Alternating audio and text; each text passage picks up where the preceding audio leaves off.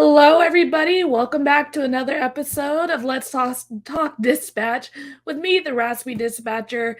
I am super excited to bring on my friend Kenzie today to talk about dispatch.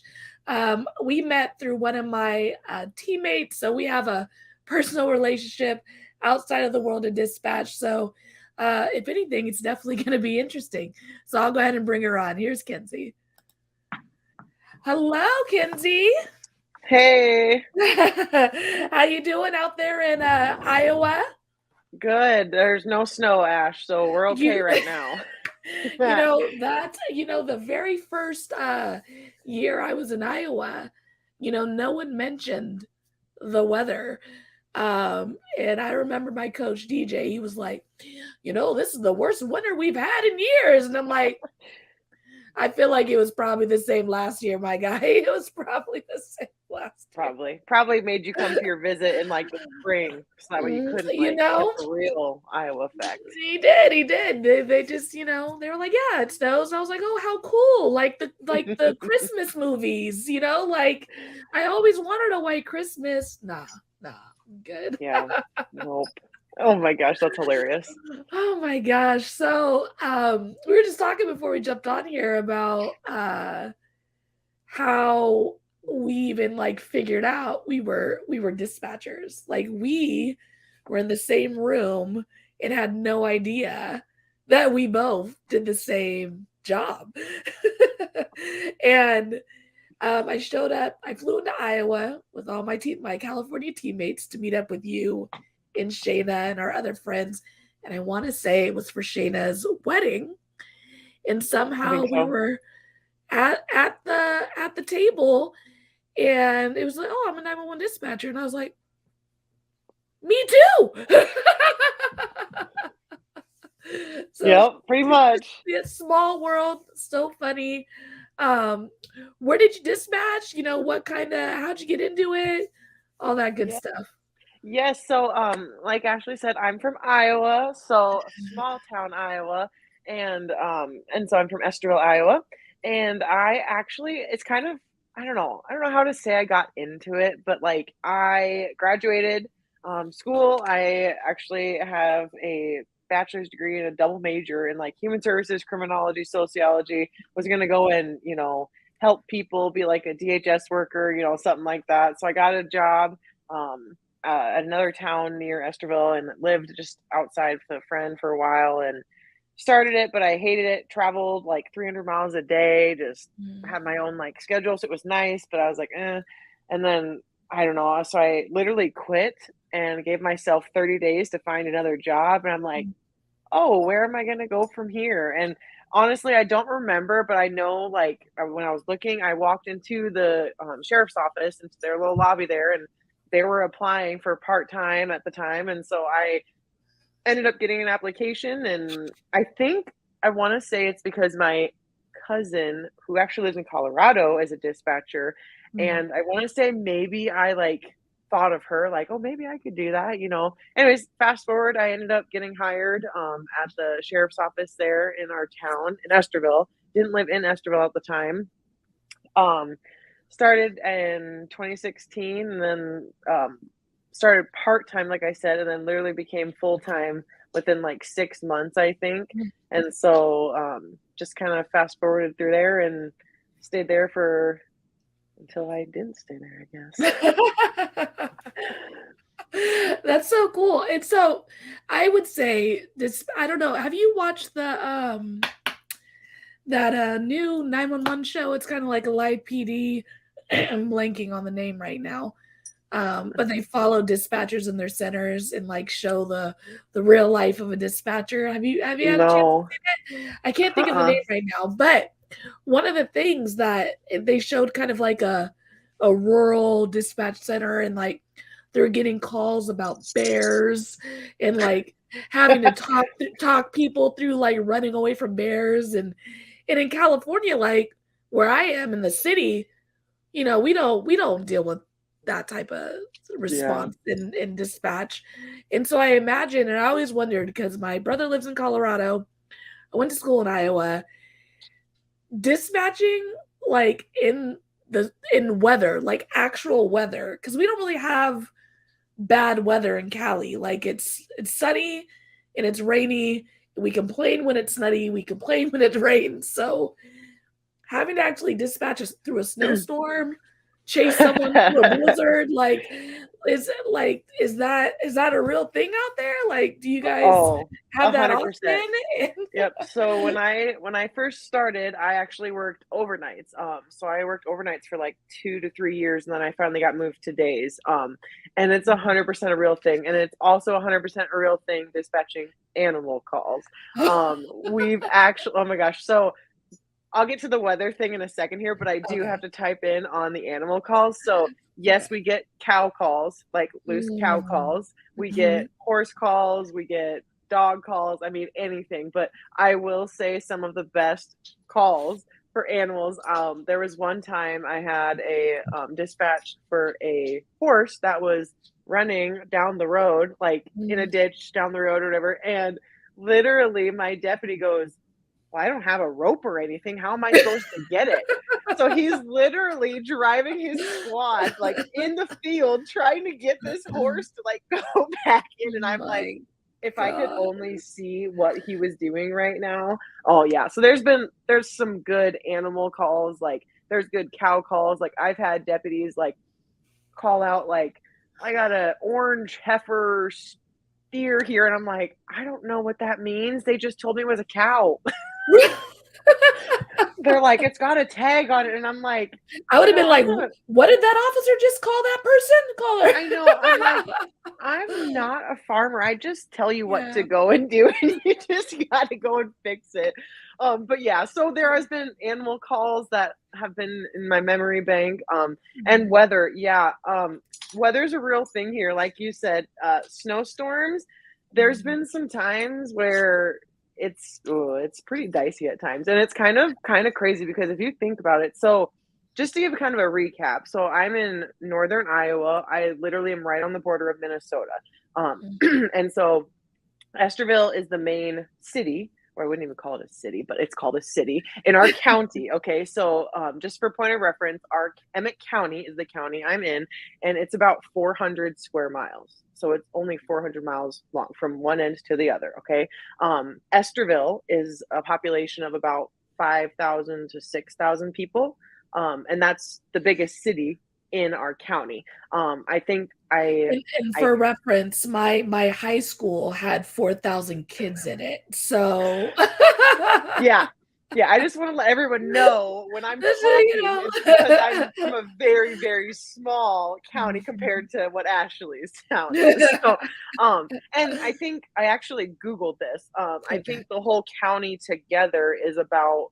under 10,000 people. So like, and we have, I think I counted 1, 2, 3, 4, 5, 6 other towns. I wouldn't call them cities. Esterville is considered a city, but the other ones are kind of more like towns where they have maybe 100 people in them or less. And so, and so that's kind of just a good point of reference for like when I'm talking about stories, when I'm talking about a deputy driving down a field. It's the only field we have for a couple miles. Facts, yeah. But yeah, and so back to the weather part of it. So with that being said, in our center, we dispatch for police and we dispatch for fire, medical. We do the radios, we do the phones. So we do all of that. And we're also a one-person center. So it's only one of us, which also is a huge difference from bigger areas and stuff that, Ash would talk about. And so it's kind of different. Like I have a couple other friends that I've dispatched in bigger areas, and just talking with Ash about different things here and there, and so just keep that in mind when I'm talking because it's just one person. So I just kind of wanted to get that out there because I am from such a small area. And so some of the times when I talk, and I say I'm doing this and this and this, and you're thinking, well, what's your partner doing? Well, it's just me and the jailer who's in my other room. He's just looking at me like, ask me for help. I'm like, cool. So I'm kind of getting off of the weather topic, but the weather part we can tangent all day. I know. And so the weather aspect of it, so we do get storms. So you get all sorts of weather. You get your snow, you get rain, you get fog, anything, So Mhm. the most important and the most hardest, I think, is going to be your winters and probably like your like tornadoes because we get tornadoes and thunderstorms and different stuff like that. Yes. Um, Yeah. Snow, though, however, it's a whole nother world in like the Mhm. law enforcement side of it, and it's things people Mhm. don't think about, like how's an ambulance going to get to your house when there's 3 feet of snow, and in the middle Yeah. of the night at 2 a.m., Yeah. or when it's downpouring rain and someone fell outside and needs a lift assist and the officer has to stand there until you can get an ambulance there. And, just different things like that I've Yeah. had happen, and or if you're talking to that person that's laying outside and they're pouring rain, you're just like trying to console them or tell them like someone's coming and they're in pain and crying and just different things like that you have to deal Yeah. with. Um, but the snow, I remember one time I literally had to call, our county roads people. This was a Mm. nighttime call because the ambulance first, my deputy, he couldn't get through the road, I mean, and it was some call out in the county, and it was in the middle of a snowstorm, and it was an ambulance call, and they Mhm. needed to get through, so we literally, my deputy's like, "There's no way I can barely make it through. I know the ambulance can't make it through." He's like, Yeah. you're gonna need to call county roads or something. Like, I don't know how to get to them." And I'm like, what do you mean? You're supposed to just go to the call. Yeah. And us being inside the council, like I can't see obvious. I mean, we have Yeah. windows, but and I'm Yeah. not oblivious to what was going on, but I was just like, oh crap. I'm like, Mhm. what do you mean you can't get to them? Like, what do you mean? Yeah. But that's just small town areas. And so we literally had to call the DOT state plows, wake them up at like 2 in the morning, which I'm sure they were thrilled about. Be like, Yeah. someone needs to get a truck and go to this road and pave it as soon as you can because my ambulance can't get there and my deputy can't get there and I have a medical call. And Yeah. so just kind of doing stuff like that and just kind of juggling all of that, but It's so funny, so I went from my bigger agency to a smaller agency. So we're on a good day a 3-person operation. Like that'd be preferred during the busy hours to have 3 people. Most of the time we're at 2 staffing, shout out, we're hiring. Um and but just how much of a appreciation that I've had since lateraling for these smaller agencies, and even like for agencies like where you are in Iowa, where we just don't have these experiences, and like dispatch in general, there's so much gray area that we got to work in and like figure out and like find a way to get things done. And I think that's just like this prime example of like, okay, the road's blocked, what do we do? that Or wasn't in my training. yeah, like who do I call? No one told me who to call when the snow's 3 feet high. Like, okay, let me Google, let me figure it out. And you just kind of work it and figure it out. That is a lot of dispatching, big and small towns, but Yeah, especially I would think for you guys out there for sure. yeah, yeah. And to bring up the staffing part, there's been times when I was working, it's kind of like was a couple of early in the years. I We had one of our dispatchers, one of our full timers, didn't live in town. She lived out in the county, and there was one time I think I had to stay. We did normally 12 shifts or 8-hour shifts, but it was either 6A to 6P, 6P to 6A, or we would Mhm. do 6 to 2, 2 to 10, 10 to 6. Those were our shifts. So when I was going in at 6P, if I'd get off at 6A, well, if there was a storm in the middle of the night, there was times where the one dispatcher that lived in the county, she couldn't get out, so like I would have to stay there until like whenever someone else could come in, The snow because melted. obviously, right? I'm like, well, you should be here with me then so I can leave because I live in town. But it's really what happened. Yeah. Like, there'd be times where I remember I would be staying till about 10 a.m. until she could get scooped out or a deputy could get to her to bring her in. Just different things like that. And and Mhm. that's things people don't think about either. It's like someone has to be in this chair. Like I can't just Yeah. leave. you know, Yeah. and I think that's a lot of things that people don't realize is you can't just, I mean, someone has to be sitting in your chair. Like, and that's the thing with dispatch in general. It's a 24/7, 7 days a week, 365 job. Like, someone always is in that chair, you know, Mhm. because if they're not, you know, I mean, you can't do it, you know. Yeah. And so that's the thing. And that's the thing, like, especially with one man departments or, you know, even two people departments, you know, sometimes you might be the lone person for a couple hours and it might be all holy hell, you know, you never know. You really But yeah, so don't. that's another thing, like, with the weather that people don't think of, you know, Mhm. and on that flip side of that, so, like, for, like, the thunderstorm and tornado aspect, there's been tons of times, going back to being solo and the only person in there, so when you have, like, your tornado watches and warnings and all that stuff, you know, not only do you have that going on, you also have the flood of calls because people are panicking and wondering what's going on. Again, Yeah. small town syndrome. Um, Mhm. but, Mhm. you know, keep in mind, okay, so you have our protocols for paging out watches and warnings, okay, which takes Mhm. forever, you know, Yeah. because you have to page each department. Yeah, and then if it's a warning, you have to do the indoor warning system. And on top of all of that, you still have to answer all the other stuff going on. So, you know, it's such a huge multitasking and just learning how to do all sorts of things, you know. And so I think that's definitely something that it's hard to teach. You know, you can train and you can do that, but you know, I mean, the more you stick with it, obviously, the easier it gets. But it's a lot, you know, it's a lot when you're paging something and all of a sudden in your ear you hear an officer call and it's just like, well, crap, do I quit cancel the page? Do I answer him? Like, how do I, you know, you have to figure out which one you want to finish, you know, if I'm going to Yeah. talk to him or if I'm going to finish my page and answer the phone or, you know, whatever. And then, of course, 911 probably is going off too, It's because definitely might going as off. well. It's definitely going off. But I think that's something definitely like a lot of people are like, oh, I'm this far into training. I'm trying to get better at this and that. And a lot of this job is doing it. Is like fumbling through it, getting better at it, repetitive, continuing. That's why our training is so long. I Yeah. mean, my training for my first agency pretty much lasted my whole probation. I went phones, and then I was solo phones, and then I went radio, and then I went radio training, and then I was solo both. And that took 18 months.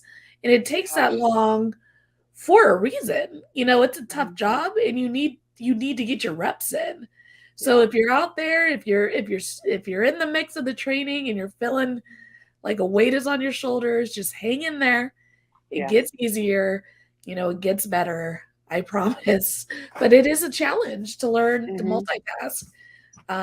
Especially in the smaller agencies. Like I had to learn in this lateral a different way of multitasking. Like I thought like it was all the same and it's just like no, now I got to throw people on hold quicker. I got to do all these different things differently than I did at my last agency. Oh, yeah. And training's different, obviously, for every department, you know, I Yeah. mean, and, you know, it's always gonna feel like you're not ready. And Yeah. to be honest, you probably aren't, you know, when you go it because, to be honest, they probably need you to fill that chair. So, I mean, especially in some of those smaller areas, you don't, Mm. I mean, you don't get no 18 months in smaller towns, I can guarantee that. Yeah. um, but, you know, at the same time, you know, and that's the thing, you know, it's gonna be different anywhere you go. Yeah. You know, but you want to make sure first and foremost you know what you're doing. And I shouldn't say they'll just throw you in there because I would hope that they make sure you are comfortable and the safety and everything like that. But Yeah. you know, I mean, it's different everywhere, you know. Yeah. And so I mean, and you could be trained like we were talking about for the snowplow thing. Like I would have Yeah. I would have never gone over that in training. Like Yeah. No. I don't think that would have been something that would have come up, you know. I mean, Mhm. hey, did you know that, you know, at 2 a.m. you're gonna have to learn how to, you know, call the snowplow and have them pave a road out so that way Yeah. when you get to a medical call. Like I would have Yeah. never have known that, you know, and that's one of the things you just kind of, you know, it just comes from knowing your resources, I guess, which is also another huge thing, you know. I mean, and you learn those, you know, as you go, you know, you'll learn, you know, little cheaters or little things like that. Like we had a whole book of like, you know, if this happens, do this, or you know, if this Yeah. happens, call this person. You know, just different things, you know, and every department has that, you know, and so that was kind of interesting. But Mhm. yeah. Mhm. So those are some weather examples, I guess. Well, I remember my first experience with tornado weather. Scary, scary as all hell. I remember I was at Come and Go, the local market in Forest City, Iowa, and I got out my car and it was just silent. Like everything was just quiet and I was like, what is going, like it's so weird, but it was a nice day, Yep. blue sky, and I was like, it's creepy out here. I'm just gonna come in here, get my stuff, go. I need to go home, right? So I go in, probably grab the spicy chicken sandwich because that was my jam from Come and Go. And then I walked out, still super silent, and the sky was like rolling in black. And I was like, I felt like I was in a Harry Potter movie. I was like, what? What's happening? What is going on? So I like race home, and then it starts raining. And my roommate, she was from Iowa, and she was like, "Oh, it's a tornado. It's a tornado. Like, do we need to go downstairs?" No, come on outside. We'll watch it. Yeah, no. She was like, "No, I'll let you know." And I was like, "No, like," and I couldn't, and I didn't know the difference between watch, warning. I'm like, what does this mean? And like every 5 minutes, I was like, hey, do we have to go down? She was like, Ashley, I will tell you if it gets there. We probably won't have to. But I was freaking out. I was scared. I didn't like it. Do Oh my not gosh. recommend. That's hilarious. Oh my gosh. Oh, Hot mess. I know. So what would you say it was like in the beginning? Because you said you just kind of walked in, grabbed this application, was like, all right, guess I'm doing this. Was it like weird in the beginning? Were you like, this is my calling? Like what was the Oh, vibe in the beginning? yeah, I was terrified. I mean, I never really had like any experience with law enforcement, never like been pulled over. I mean, well, I've been pulled over by cops because I like speed. So I shouldn't say that. But you know what I mean? Like, and I never really called the cops before, never really needed them. It's different things like that. It just wasn't something, I did. And so it was a huge adjustment because like, I mean, you're coming into this, dispatch center and like these cops are walking by and they have like guns on their belts and they wear Yeah. these uniforms and it's just it's very intimidating and you're sitting there and you're watching your trainer, key up the mic and talking to this mic and typing away on the computer like a mad woman and I'm like, holy smokes, like what is she doing? And then answers the phone or, tells them to be quiet because she's gonna talk or, just different stuff like that. And, and first and foremost, just the look, like 6 screens in front of you. It's just like, man, where's the TV? Like, where's one screen? Like I just, and it was very, very intimidating. And it took me a long time to like get used to it because like you almost like feel like sometimes like you're in trouble, like, I mean, and I shouldn't say that you always associate like bad things like with the police, but like at first it was like, oh, I don't want to get in trouble. Like, you always feel like maybe it's because when I get pulled over, I'm like, oh, I hope I don't want to get in trouble. So part of me is like, you're coming into this new area, you're coming into a locked facility. Also for point of reference too, our dispatch center is in our courthouse. Okay, it's in the backside of the courthouse, lower level, which is also connected to the jail. So the dispatch center was literally shared hallways with the jail. There was a window and you could see the inmates and the stuff on the inside. So that's another point of reference. We're a very small jail as well too. I think we can hold like 12 inmates. I think. So very small. And and so obviously like I said earlier, in the dispatch center, there was the jailer's desk as well too. So it was me and always a jailer most of the time. They're doing their checks and stuff like that. So you walk into this room and it's a locked door, they have to buzz you in and different things like that. Older building, older jail. And so, you'd have to just knock or, have someone push a button and they'll let you in, the door will latch or whatever. You wear a uniform. We had uniforms. And so they were very, very outdated when I started. Luckily, myself got them changed down the road. But I mean, it was very intimidating for me, and I was terrified to talk on the radio. Like I probably mumbled and jambled words and made up words that I had no idea what I was even saying half the time. And and then like God, the first time you listen to yourself on the radio is a whole nother Yeah. thing. It's just like, why do I sound like that? Like, I don't want to sound like that, or different things like that you don't think of. And answering your first 911 call, oh my gosh, like Do you remember your first 911 call? Do you remember what it was? I don't remember what it was. I honestly don't. I don't remember. Yeah. I wish I did, but I don't. But I just remember, being so intimidated. But it's because, I didn't have any association with law enforcement. I didn't have any in my family. I didn't have any friends that were in law enforcement. So when I first started, it was rough. I mean, but I trained. Like I said, I quit my other job, so I had plenty of time to train part time. So good for me. But and we did training. We did 40 hours a week. I started a training on days. I actually don't think I trained any night shifts, which is fine. Makes sense in small towns. Yeah, Probably yeah, and probably it does. hard to Which train is on it's a and night shift. honestly, I kind of say it's nice training during daytime because obviously more stuff happens. And so it was very intimidating at first, I would say, but as time goes on, there's lots of perks with it being a smaller community, in a smaller dispatch center. I definitely, gained family and friends fast. You got to know people quicker. You got to know your deputies. You got to know your officers. You even got to know your fire personnel and your ambulance personnel. You just got to know all of them because you talk to all of them, and it's such a small area. And that was one thing I really did like too. And I moved to Esterville. So I was part-time and I moved to town. So our department required us to live in the county. So I had to move when I got the job. And so I moved into Esterville. And so that was another thing. I was living in a town. I'm not from there, so I didn't know anyone. And down the road, that was something I said, I don't think I could ever do. I don't think I could dispatch in an area where I know people. What do you think you could? Like if you dispatched where you knew friends and family, could you do it? I definitely think there would be some challenges. Like if I answered, which is a reality, right? So if you Yeah. live where you work, which a lot of people like to live where they work, commute time, especially out here, traffic's Yeah. wild.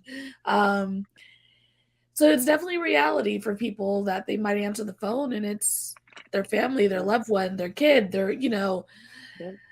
would I choose that? No.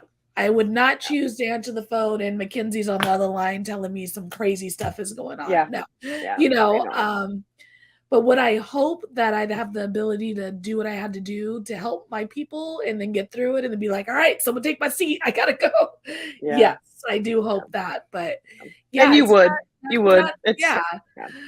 It's robotics, right? But yeah, I would not want to pick up the phone and know that my neighbors are always beating each other up. Yeah. I wouldn't I know. want that for sure. Yeah.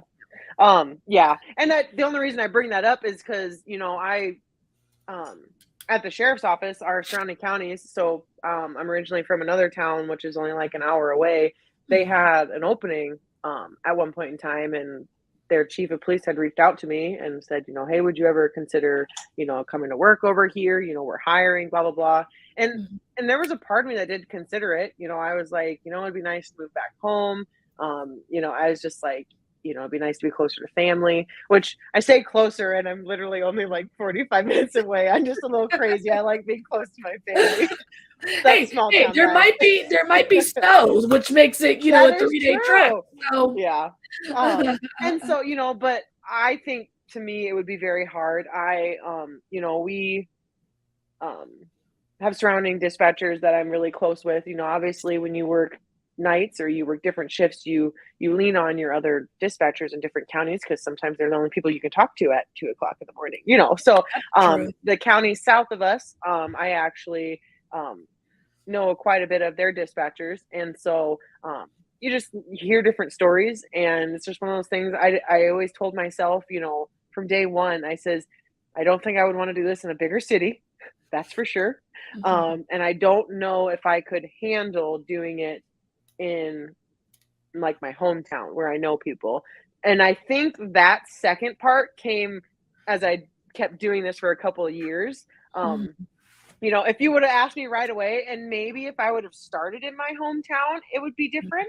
But once you have been doing it for a while and you get all sorts of calls, I don't think I would feel comfortable hearing things, knowing things, because that's part of the job too, is a lot about people. Yeah. And you go out in public and you see those people and they don't know that but what happened to them. And I've always said that from day one. I says, that's one of the harder things about small town dispatching too, is I can go to the grocery store and I can see that female that just called me bawling last night because her kid was hurt, or I can see that guy who did this to this person, different things like that. And I can walk by them in the grocery store and they can look at me like they have no clue who I am, but I know exactly who they are. And it's just one of those things. It's one of those emotion things where you have to just turn it off, Yeah. and it's one of those things. It's like the confidential part of it, so much about people, and it's so crucial and it's so personal too. And I think that's another thing that doesn't get talked about either, is the emotional side No. of it and the personal side of some of it, especially in small departments. And I mean, we definitely have an obligation to keep that confidence, Hmm. um, especially in small towns and in general dispatching. We are privy to a Yeah. lot of information in our cities, in our plates. I mean, if for me, when I think about things like that, I think about the businesses that call me. Because that's probably my best point of reference to relate to what you're speaking of, is because I can go into that business, CVS, Safeway, grocery store, where I work, which is probably going to be the place that I go where I work, because I don't work in the city. I don't live in the city that I work in. So I'm going to stop at businesses. And these businesses call my department for services. So they don't know that I'm the dispatcher, but like Hmm. I talked to you on the phone yesterday because someone was stealing, whatever, Yeah. or there was a fight Yep. over there, and it's like Yeah. I talk to all these people and they don't know me, but I know them. So I Yeah. definitely, Oh, definitely 100%. relate. 1,000%. Yeah. Hmm. Yeah. And and that's just what makes the job, I mean, and Yeah. that's part of like kind of the cool part of it. And I wouldn't say cool, but it's kind of, it's like a privilege. You're Yeah. privileged to this information, so you obviously have to uphold it and keep it safe, I mean, Hmm. I don't think that, and I would want the same respect, I guess, for myself too. I guess that's the way to say it. Like, Yeah. I mean, if I was having issues, I wouldn't want the person I just confided in. Otherwise, no one would ever call. And that's another thing I Yeah. think of too. Like, if you sit here and you're going around and spilling the beans to everybody, Mhm. oh, Susie had this happen to her, and you're talking about that at the coffee shop or wherever you're at. Think of Mhm. that person. Like, think of how mortified I would be if like someone was talking about my personal business, and probably, and 9 times out of 10, if someone's calling, it's obviously probably one of the worst moments of their life, or Mhm. something that they never thought would happen, or anything like that. And I would be mortified because I would never want to call again. Yeah. It's a No. trust thing. Mhm. How would you trust to call someone again? And so I Yeah. think that's kind of something I have, Mhm. and it just goes, I mean, it's just part of the small town vibe. But Mhm. I was curious about your answer for if you dispatch like back where your hometown was, or family and anything like that, because I know I would struggle. And Yeah. I've unfortunately had terrible stories, and I've heard terrible things, and I've had a couple instances happen with people I know, but again, I'm not from this town. But you learn Yeah. people, and you have your Mhm. regulars, you have your people, the people that you regularly dispatch for, whether Yeah. it's medical or ambulance or whatever, Mhm. um but I've heard some terrible stories, I mean, terrible things, especially like local, about happening to people, and so it's just something I don't think I could vibe with that very well. Yeah, and, and I think, Iowa, and my experience with Iowa is your guys' families they're very, like, you guys all kinda stay in the same towns. Like, Hmm. here in Cali and stuff, I think a lot of families, we get spread out, a lot. So the likelihood um, of me answering a call from my immediate family in an area like that I live in is less likely here just because the lifestyle, right? The lifestyle is just so different. Yeah. We end up getting so spread out. Not that it doesn't happen in Iowa, but in my experience, like meeting you guys and meeting all these different folks out there and keeping these relationships is you guys stay pretty tight knit, local to where you're homegrown, not too far. So I think if I lived in Iowa and I lived that type of lifestyle where it was so close knit, like I could throw a rock and hit my dad's back porch, I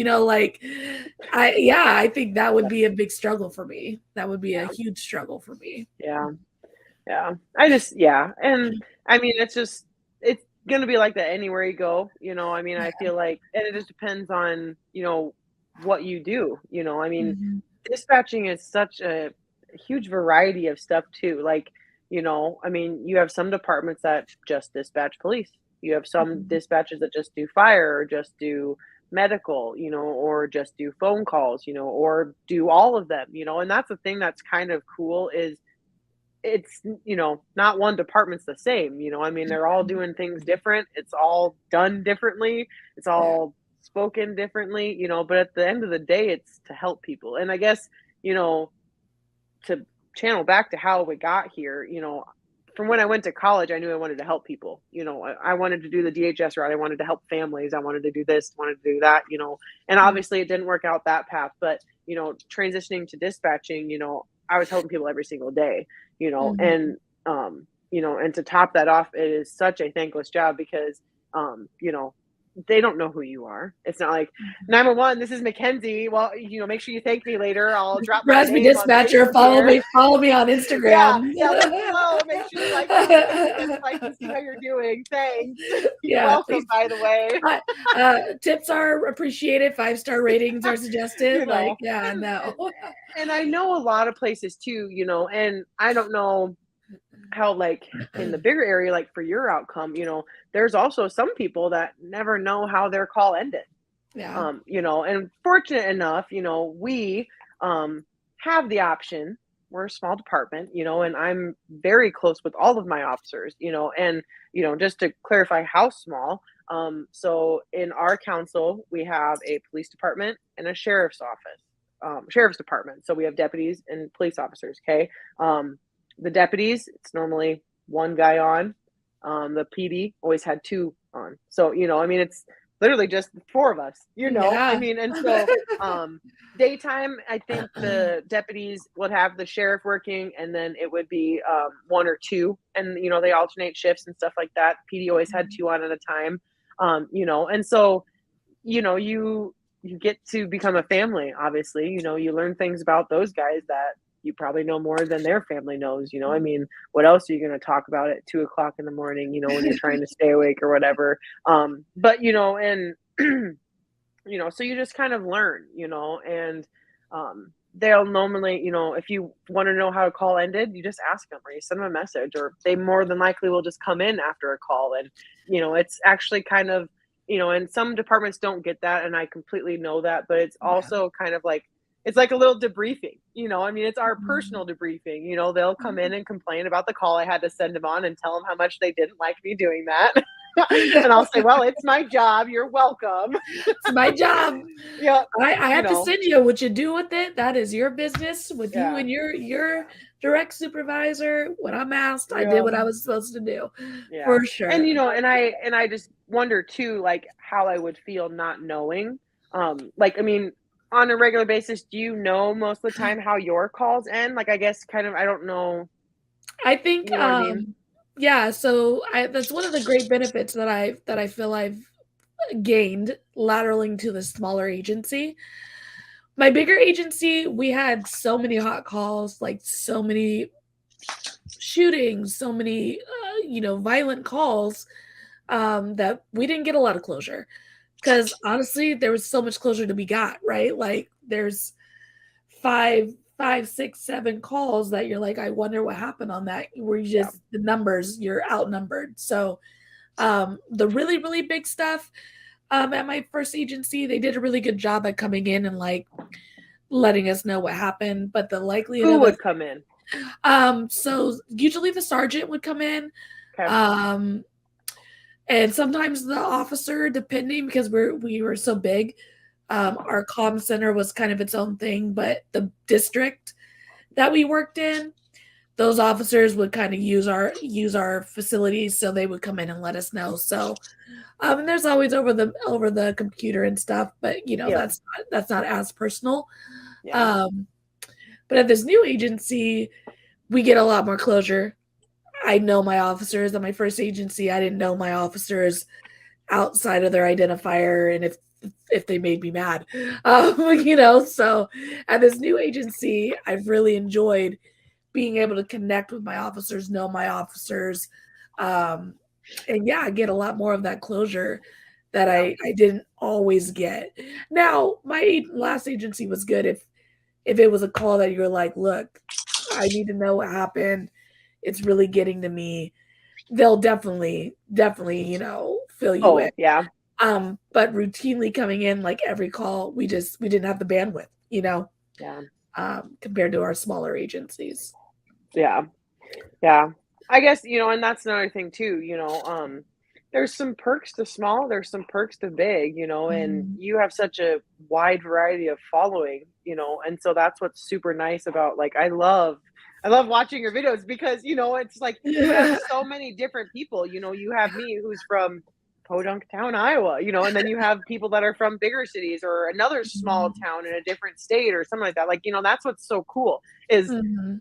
we're everywhere, and that's what's Yeah. so cool. It's like, and bringing it back to like when I first started, like I didn't know anything. I didn't know anything about law enforcement. I didn't even know all these laws existed, and all this stuff was What's that? possible. Rules. I What's know, that? and it's just like, oh, you mean you can do that? Like I can do that? Like what? Like world's changed. Yeah. But and it's just different things like that. And you, on the flip side of being solo, it's also very difficult too because if you we're gonna get in kind of like the personal side, but if you have to go to the bathroom, just so you know, we didn't have Yeah. like headsets. We didn't have headsets for the longest time. So I was at my current dispatch station for I think 6 years. And I worked overnights the first like 3 or 4 years, and then I actually became the dispatch supervisor. So I became TAC, is what we call it. So it's terminal agency coordinator is the fancy word for it. Ooh, I So I like was in charge of all of our dispatchers and part timers. And it. so when I did that, I transitioned to days. Praise the Lord for day shift. I know I did my nights though. I tell you what, I did it. I had to switch to days in a month, and I'm afraid I might like it. I'm scared. I like Oh, you're nights. gonna like it. It's gonna be a whole new world. But and praise the nightlife. I loved it. I loved my nights. We learned Yeah. team no sleep on nights. That's what Ayo. I always say. But and so you transition over, but I tell you what, there was some nights when I'm like, is anyone gonna come and see me? Like, I gotta go to the bathroom. Like, I don't think I can turn the radio up loud enough, or like, I need to send these Yeah. guys in the squads like messages like, don't do anything stupid. I'll be back in 5 minutes. Oh my Or god. like something, because like sometimes like you'd be so busy and you don't have time and just different things like that. Or, if the jailer's busy, and they're not dispatch certified, but I mean they can answer a Yeah. phone and put them on hold or tell the guy on the radio, like stand by or whatever, and so Yeah. but you have to understand, with the jailers, they're always not a guarantee to sit for you. And so it's like some nights you'd be there twiddling your thumbs like, dude, are you gonna come and check on me? Like, I gotta go to the bathroom. Like, what do you mean? So, But it's and like it's so just true. Yeah. little It's things you don't think about, and even with the two seat, like I'll be like, yeah. all right, you good? I'm gonna go to the bathroom, and then all of a sudden you hear Ashley. I'm like, I'm coming, like Yep. like Yep. the Or phone you're in the start blowing bathroom up. and they're like screaming your name like someone died or something. Yeah, And you're just like, what's this going is on? They're like, well, they have a traffic stop. you couldn't have just answered, go ahead. Like, oh my gosh, like you about gave me a heart attack in the bathroom. Come on. She's like, start fire, code 3, just Oh bring them in. They're gosh. cleared in. Or I always had like someone that would sit for me and they're like, I'm like, do not push any buttons on this screen. And it never fails to be like, oh, you mean this one? I'm like, stop, Oh just my don't, just never gosh. mind. I don't have to go to the bathroom anymore. I was Yeah, just you know kidding. what? Just go Yeah. away. Oh, but yeah. That's so So I mean, yeah, funny. and it's just different things. We and I guess another thing we could talk about is Zerker's sorry, CAD programming software. Oh, okay. Yeah. And entering stuff into the computer. We transitioned a lot. When I first started, we had old school Emergitech. I don't even know if you know what that is. I have no idea what that is. Yep, we had old And is school that sounds like it Emergitech. might be a good thing that I don't know what that It's very old, and then we did finally we use Zerker or Central Square. I don't know if you've heard of that either. I haven't heard of those ones either, no. So Zerker is what we use now for our CAD program and Zerker 911. So that's what we use. So Okay. Zerker, Central Square, I don't know if Central Square bought out Zerker, but anyways, Yeah. it was a big update for us, but that's Yeah. the thing too, learning new softwares and, I work part-time so the county below us, I do work part-time there. And so they had Shieldware. So that's another software, just different things like you learn like how to enter traffic stops, calls for service, different things like that, because that's another thing too. Like you think about it, like, so with our software program, it would transfer out to the squad's mobiles. So they're mobiles. So obviously they're laptops. So as soon as you start a call for service, it pings in their computer. Yeah. So they can just click it up and you start typing like the mad woman, like my little trainee way, But You are now the mad woman. That's You right. are I them. am the mad woman. 100%. I'm probably that. I was that trainee that was like, just sit and watch me for a little bit. Oh, but just different things like that. And, it's nice to have different technology, because otherwise it was like, sometimes I wouldn't even have to like give out a call right away because they would just look at what I'm typing. And then by the time I queue up their radio, they're like 10-4 direct en route. I'm like, cool. Guess you didn't want to hear me tell you what's going on. You don't hear my voice. I've been practicing. I don't even mumble no right. more. Time to think of how to say what I was gonna say. Well, it's like so funny, like how different the job is, and like you said, talking about technology and whatnot. Because I've had to call, other states, for stuff that is happening to my citizen and my community, but they need this agency to go do this. And they're like, okay, we need you to send us like an admin message. And I'm like, why I gotta send an admin message? Like, I gotta go into the system to send you an 100%. Like, I'm on the phone, here's my badge number. But like it's because everyone's system is so different and everyone's CYA is so different. And it's just like, it's just so crazy how we could all be doing the same thing. Same goal, same task, and finding so many different ways to do it. I do think it's sometimes fascinating though, like the state computer system, like it's still fascinating to me. Like I could probably look up your ORI and send you a teletype or an admin message and you would get it all the way from here. Like I just think that's so cool. That like, is cool. I don't know why I'm just thinking of this. Like, but then I'm gonna be like texting you like, hey, what's your ORI? What's your ORI? But here's the other thing though. I'm also very upset about the boxes and how it's not free form. Yeah. And I gotta like sometimes I gotta squish. Sometimes you gotta fill that out. Like I gotta squish a warrant abstract. Like I gotta like cut paste. Like no, I gotta like hate it. I'm like why haven't we updated this? I don't know who's responsible for updating it.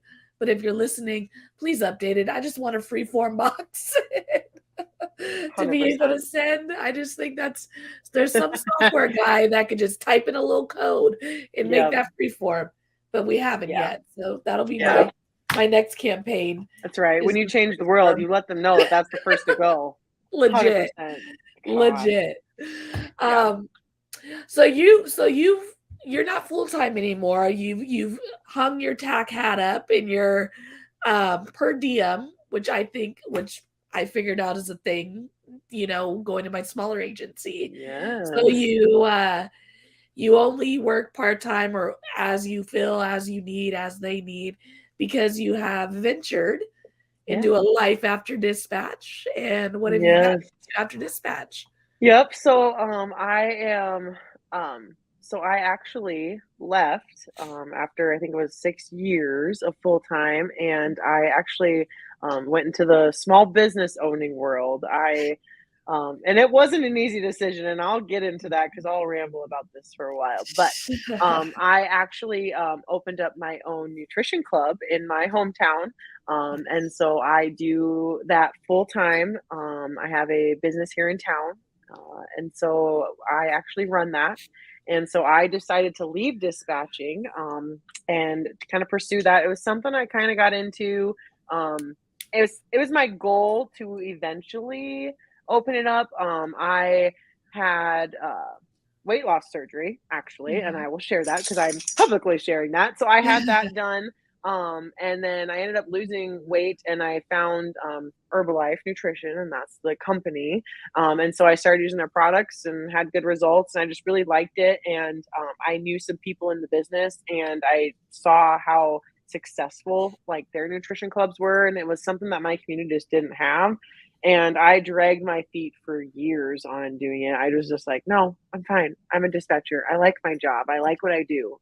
Don't like the hours, but I like what I do, and I'm good at it. I don't really, I don't want to do that. No, I have good benefits. I have good retirement. I don't want to do that. Yeah. Um, Fast forward to during the whole weight loss process, I was going through some changes and everything like that. Focusing more on my health and different things like that, learning more things, which led to me to learn more about the business side of what Herbalife could offer. So I ended up, I was originally going to end at the end of December. I was kind of just waiting for a couple things to pawn out, but I actually ended up just putting in like a month's notice to my boss. And I said, I have to do this. I have to branch out, and if I fail, I'm sure dispatchers will always be hiring. Cue the hiring staff alert. We always, Yep. always And have a seat so available. yeah, and so, and I, it was really hard for me, like really hard because, and I've touched base on this earlier, those guys were my family, they're not just friends, they're family. You work 12-hour shifts side by side with some of those people. I'm not out there in the cars with them, but they hear my voice and I hear their voice, and that forever will always be at your heart. I mean, even if you're in a bigger department and you don't see that person every single shift, who that is, and to Mhm. me that's always just a connection you'll never lose.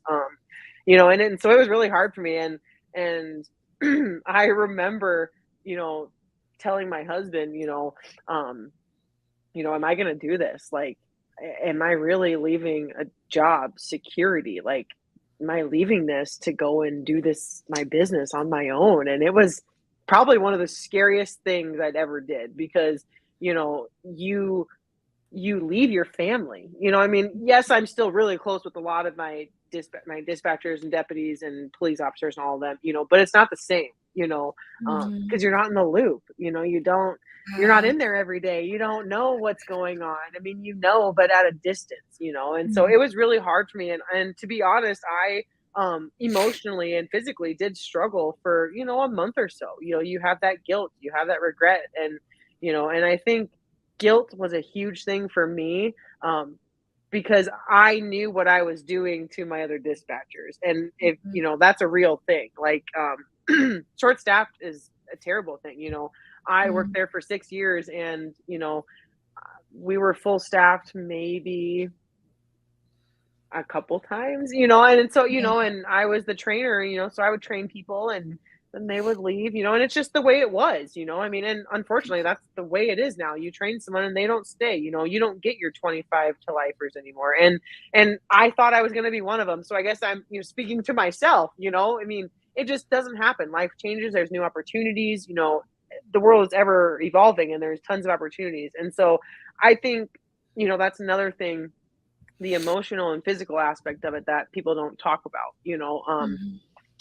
It was hard, but fast forward after I got over my emotions and done that, we opened up a business, and so I left in October, and my nutrition club actually didn't open up until the following February. So I actually spent 3 months away from my home. I lived with my friend down in the Des Moines metro area, which is in southern Iowa. So keep in mind, I live in northern Iowa. So, and this was during winter time.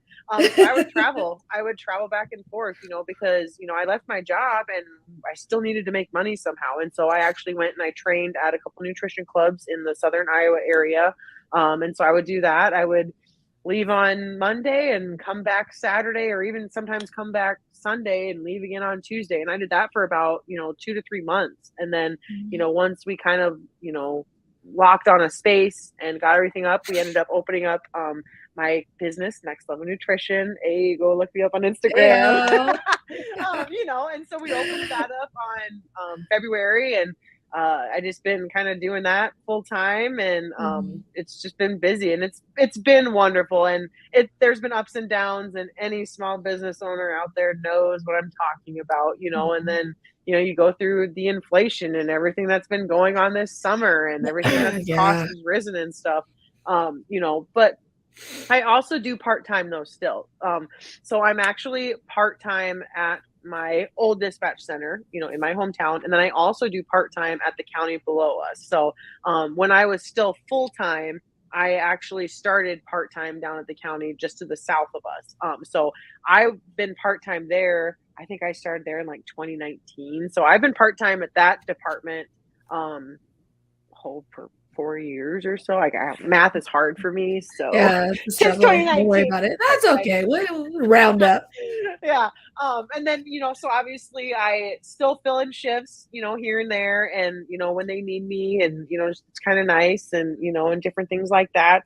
And so I kind of work part-time here and there. And it's just nice because, it'll always be in my heart. It's always going to be in my blood. It's always something that will be there. And so I'm really happy. Plus, I always told myself, hey, well, if I fail this business, I need to know what type of who's hiring. I gotta have my foot at the door. Right? No kidding. But I know, obviously we're dispatchers, and Raspy Dispatcher, and one of my big things is the world needs more dispatchers. And yes, but I think one of the other things that I really, and I have found the more people I talk to and chat with, is that dispatch is a great career if you want to be a lifer. That's totally amazing. It's there for you. It's a great family, foundation, but it's also great if you're using it as a stepping stone, and it's also great if you just take all the things, all the great traits, tools that you learn from this very unique job that you won't get anywhere else, and then you go chase another dream, and I think that's what you did and are doing, and you still are able to go part-time and, get your itch scratched with dispatch. But I think that we need to be okay and don't give power to the guilt that if this is no longer for us, for whatever reason, whether it's burnout, whether it's I have another calling that I want to go to, whatever it is, my life has just changed. It's okay to move on from it too, but it's such a great career. It's such a great job to get into it in the first place. But it's also okay for life to change. And I think there are dispatchers out there who, for a better lack of a word, are a little bitter. And, that affects people coming to their comm centers. It affects them personally. It affects their home life. And, we need to acknowledge when we're experiencing that burnout, when we're giving those bad vibes off, seek our peer support, seek services, or seek another calling. And that's it's not bad. Is that this doesn't make your heart sing anymore, and that's okay, and if something else is going to make your heart sing, like, go for it, but dispatching is such a great career, such a fun job, challenging job, in many different ways. but I think it also sets us up for whatever it is that's next. And Oh I yeah. think it certainly helped, probably, at least if bare minimum is gave you steady hands when making these decisions. Hey. You know what I mean? Yeah. Like, we're just Yeah. gonna buckle down, we're gonna do it. And I think that is helpful in Yeah. anything that you do 100%. And dispatch or like this. and one of the questions like, that we had talked about is, what's changed? Like, have you changed? Like, has Yeah. dispatching changed you as a person? And I mean, 100%. Of course it has, and you know, there's good and bad changes. And and just to get a little personal into my life, it's there's been good and bad changes in my life. I now don't trust anyone, and that's just comes with the job, and that also Yeah. comes from not necessarily being naive, but and I've always been a very street smart person, not book smart, hey, good for them. But, I was always like learn as Math I is go, learn hard. on the streets, math Yeah. is hard, it is hard, man, I tell you. But, I think it just comes, different people are going to take different things away from dispatching. Yeah. Good and bads for me. Goods, I mean, it's taught me so many more life skills, which only helps you. It helps you grow. It helps you realize there is more to life. Mhm. Um, and I could think of a couple more goods, and some bads. It's kind of affected me in different aspects of my life. And I've realized this in like my personal life. And just to touch base on that, if anyone else is ever struggling with that, it's made me a couple of things. It's made me very closed off. Mhm. It's made me very easy to recover, especially to some emotional stuff in my personal life. Mhm. It doesn't, and I think another big one for me, and these are just mine, I think another big one for me is it's definitely hindered my feelings, I guess I could say. So, like, and to describe that more, it's like, not that I'm not empathetic or emotionless or anything, but I think one of the biggest things for like dispatching, and especially in like in any areas, you have to turn over so fast. Yeah. You can have one terrible call, and then, you might not even have time to comprehend what you just answered, and there might be another one with a completely different situation not even 2 minutes after you just dispatched it, Yeah. and so, um, I know that personally on my level has affected my personal life, and it's affected in relationships, it's affected in friendships, family, I mean, they look at you and they're like, how did you get over that so fast? Just like, I Mhm. just you just do, and that's what we're trained to do. We're trained, and you get it such embedded in you, and they're not necessarily bad things, but I have moments in my life where I sit here and I think, I was trained to do that. I'm trained Yeah. to just get over that. I'm trained to just move forward, and I think that's something, that I struggled with a lot. Not being able to have feelings, I guess, and that's just a personal aspect of it. But it's just something, you just move on, because if I would sit there and feel after every call, and sometimes you don't have time to, sometimes you do Yeah. have to get on and move on, Mhm. and that's why I don't think I could ever do it in a place where I know people, because then I'd be a freaking mess. I'd be like, oh my Yeah. God, but I mean, changed for the bad, I guess. It's not really bad, but definitely changed, and I says there's always good and bad, and I can, good. I mean, it's always good to have law enforcement on your side. Yeah. So, I Doesn't mean, that that's yeah. always a good thing. But Mm. and I really wanted to touch base on like the changing of like those kind of things. Those are just some things that like I've noticed like throughout, my dispatching career, and lead me to like, having getting married and eventually starting a family. You look at things differently, I Yeah. mean, and not that I lived a sheltered life, but there's part of my language, there's a lot of shitty people out there, Yeah. and we deal with those Mhm. shitty people. It's life, Mhm. and sometimes we have to play nice to those people, and and that can mess with a person, I mean, you might have to talk to someone on the phone that you know is a terrible human, but you have Mm. to talk to them until someone can get there for them. You know, it just Yeah. it's part of the job. And, but with that being said, I have my outlets. I have my 2 dogs. I like to go on walks. I like to listen to music. There's different things like that. And that's something that's really helped me, and having a family in your workplace really helps too. And so I think those are some of the helpful things that helped me with my bad, Mhm. that I was mentioning and stuff. Yeah, for sure. No, I definitely think there's challenges in every career.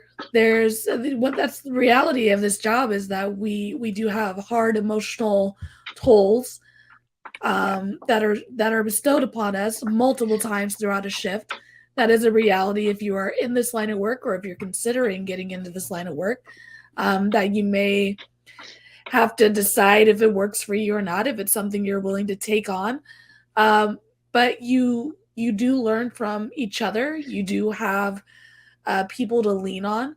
Hopefully, the agency that you're working for does have peer support and counseling and those things set up, debriefings, avenues to get closure for big calls that, and not even for big calls, but for calls that affect you personally, I should Yep. say, because everyone's calls affect everyone differently, right? So, Yeah. I think it all comes together, and I think the best way to put a bow on our lovely interview is what advice would you give someone who's considering getting into this career? Try it. I mean, you won't know until you try it. Honestly, I mean, Big and facts. don't be intimidated, Mm. and I'd love to sit here and say it gets easier, but with the way the world is, sometimes it doesn't get easier, but it's rewarding. Um, Mhm. there's always a good to a bad. So, there's always the light at the end of the tunnel.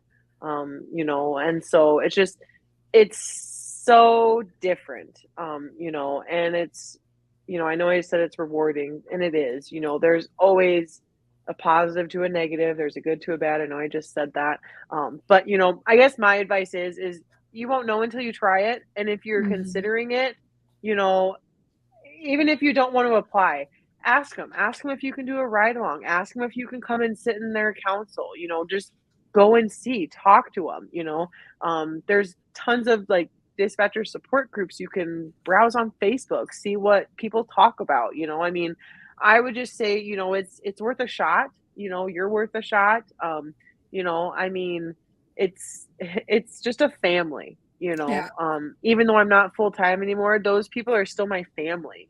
Ashley's my family, and I've never even worked with her. Mhm. People that I know that work in the other parts of Iowa that I've met, at trainings or schools or anything.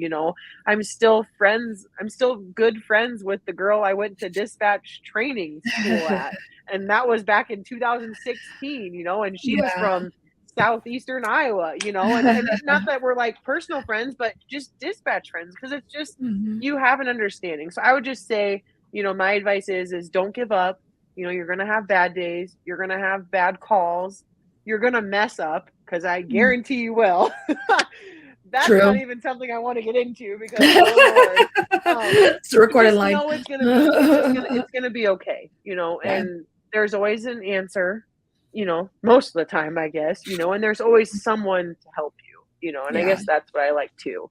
You're never truly alone. You might be alone, you might feel alone, but there's always either someone you can call, there's always someone you can ask for help, and that's what I loved about this is, you know, you never felt like you didn't belong, you know. Mm. Um, it just kind of depends, So I guess that's kind of my advice, 2 cents, No, it's perfect. I Yeah, it's yeah, great. I think sit-alongs, and I think the way you said it was you don't even have to apply. You can yeah, ask for a sit-along and yeah, see if it's something you wanna get interested in, and then you could yeah, apply. Like, sit-alongs are yep, great. They're a great yep, way to experience it without having to do the footwork if you're not interested in mhm, it, you know? yeah. Um, how do people get into your business, order, thrive? I've tried the shakes that you guys make with Herbalife. They are delicious. Yes. If people are interested in kind of going about that, seeing what those nutrition supplements and things are, Yeah. how can they find that? Yep. So I have an Instagram page and a Facebook page, so I can drop those links to Ash as well. And I also have a website that you can go and you can kind of browse the products and look through stuff, and you can actually order it right there, and it ships it right to your house. So you can do it one of two ways. You can join our Facebook or Instagram, and then I do have like a website you can go to as well to kind of browse through the products and kind of read about different things and stuff like that. I will give you a heads up, if you join my Facebook or Instagram, be very prepared for my lives. I do Facebook Live every so often, and they are quite the show. I tell you what. I'd be jumping on there. Yeah, I'd be there at 6 a.m. like, hey, I'm here from California. Ash is like, I'm going to bed. You're too crazy for me. But yeah, no, I just but yeah, no, it's a website I have. I don't know it like memorized, but it's kind of like a long branded thing. But no, definitely I can drop that for Ash to post or whatever. For sure. But yeah. So so I'll put all the links in the bio for anyone who's interested, and of course reach out to Mackenzie on Instagram DM. As you can tell, she's talkative and willing to help anybody who's interested in, health, dispatching, all the good stuff. One of my really good friends, I vouch for her. So thank you so much for joining me today, Mackenzie. Yes. And I'm going to politely kick you out, and I'll be right back with you, okay? Bye, Ash. Bye. All right. Thank you guys so much for joining me here on another show. Let's Talk Dispatch. I'm super excited about all the interest I've been getting with folks coming on, all the appointments you guys have been scheduling. So if you are interested in joining me for a chat, current, former dispatch, if you have a company that worked with and for first responders, I'm interested in talking to you. So go to theraspydispatcher.com. Feel free to sign up for any time slot that works for you. Subscribe to us on YouTube. Follow us on Instagram. Like us on Facebook. All that good stuff. Until next time, stay raspy, everybody.